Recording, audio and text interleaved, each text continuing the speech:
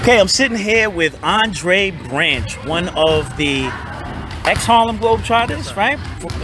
From the ex-Harlem Globetrotters, we're down here in H-Town in Houston. It's a pleasure. I was able to referee a game that they do in Bay City High School, right?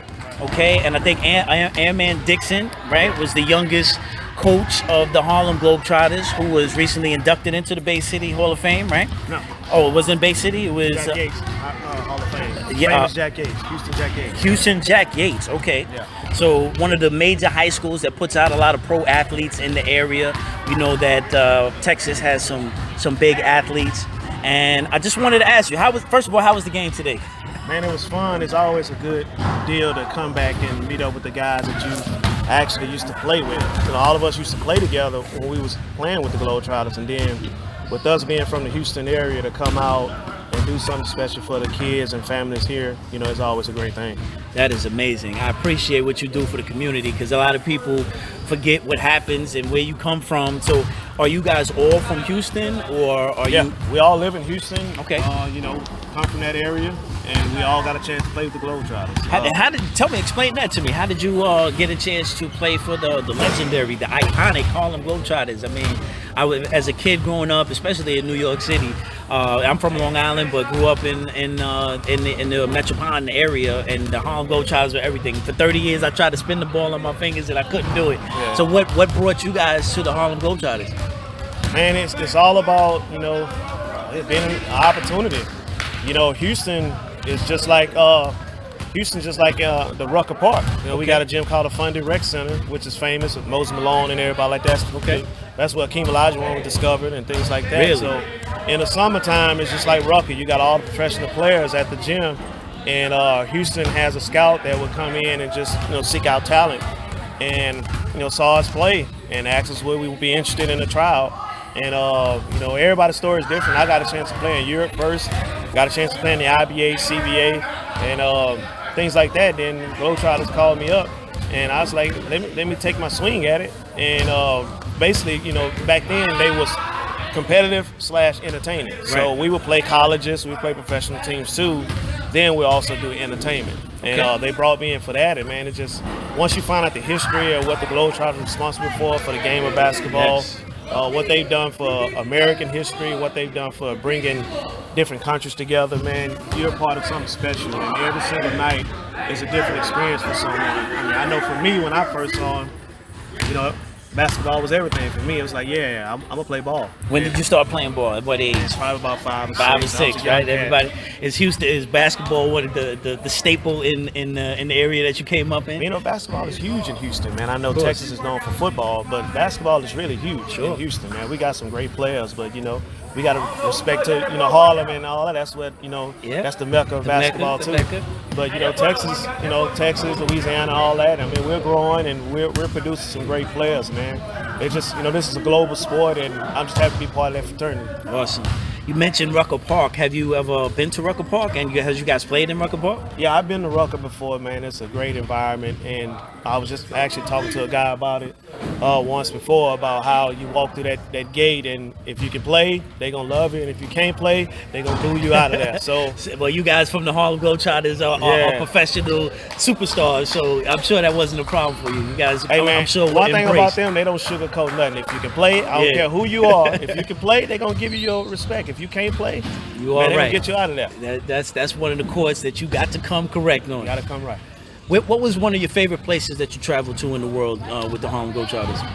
I think getting the opportunity to go to Africa. Right. That was big for me. The motherland of where, you know, as far as humanization was developed, and going to see the different things. And the place that we went to was Luanda, Angola.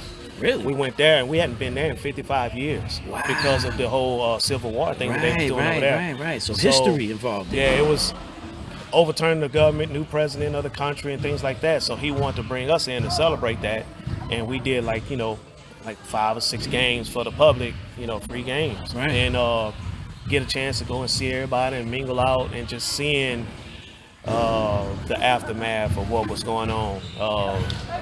You can actually see bullet holes in the walls. Wow. You see kids with their legs blown off. So seeing all that and being up close to it, man, it was very touching. But just getting the opportunity to go, that was big. And then going to like one of the biggest castles, and it's one of the places where that's where they would auction off the slaves to all the slave owners, right. And then they'll walk to this tunnel, and that's when you go get on that boat going to your destination. So we got a chance to see that. So that was very touching too. So being part of the Globetrotters opened up those doors to get those type of experiences. Your name is fitting, the Globetrotters. You got to globe and trot around the globe and see Africa. So that's a beautiful thing, and you got, I'm sure, brought some joy to the people over there, and just see the connection. We're all the same, and across the world. It's just an opportunity for you to show what we here in America are, the brothers of our African brothers over there. So, last question: what is there? Are there any moments that you cherished above any other moments? Being a part of the Harlem Globetrotters, obviously going to Africa is one. Any in particular? I heard Airman Dixon say he met Kobe Bryant and some of those people. Were you able to meet any of those superstars like that? Yeah, I got a chance to meet all them guys. I think one of my biggest experiences was, let's just say on the basketball term, getting that respect from NBA players. Yes. They coming up and say, hey man, thank y'all for doing what y'all did so we can get an opportunity to do what we do. And Kobe actually told us that. I was with Curly Neal, me and the great Curly Neal. Wow. We got a chance to go watch Kobe at a private workout session before a game. And I'm watching this guy go hard for a good hour and 20 minutes. And I'm talking about my mouth was wide open, just him by himself. Then the team came in and shot around. Then he scored 35 points the first half. So I'm like, wait a minute. That raised my respect level to his work ethic, man. Yeah. And, just seeing that and the respect that they give, but on the personal level, like you say, you show up in every city and there's always a different experience waiting on you. And I played basketball at Baylor University, which is in Waco, Texas. Okay. So this is my first time going back to Waco in like 7 or 8 years after I graduated. And showing up, and of course the ambiance was great. Everybody was happy to see me. Yeah. And there's a little kid on our bench who was a ball boy, and you always get that kid, and the personality comes out. He's having fun. He's dancing. We talking smack to each other. He's high-fiving and everything. And then after the game, the mom came up to me. She was crying and just full of joy. And she pulled me to the side and shared a story with me. She's like, look, he's suffering from terminal cancer. Oh, wow. And when she told me that, I was like, you just kind of sit back like, wow. And that just made that humbled me to the position I'm in my life of what I'm doing. This is what I get to do. Yes. I made that young man's life right there. And, we take a lot of things for granted. And here this young man is that never got an opportunity to really enjoy his life yet. And he's dealing with something. And just to see that, it changed my whole outlook on life. It changed my outlook as what I was doing. You want to do it more, right? But just turn the table a little bit. 2 days later, that little kid passed away. So that was his joyous moment right there. Yeah, he went out on a high vibration. Yeah, and we talked about that. We, as referee Rant, we always talked about what basketball does for the communities, and for you guys especially, the Harlem Globetrotters. You guys have done this for years upon years.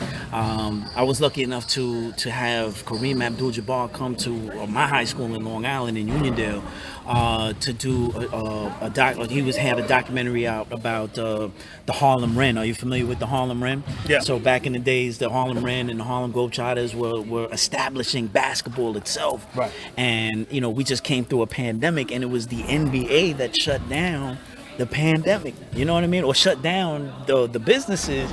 So the basketball has such a streamline to the community and people's hearts and the sports and what you're able to do. So the fact that you're able to bring so much joy to the people, I felt like a little kid today. So I really appreciate what you've done for me over the years, and what you've done for the people in the community. So any last words? Please tell us your name again. And my name is Aundre HotShot Branch. I got a chance to play the Globetrotters for 8 years.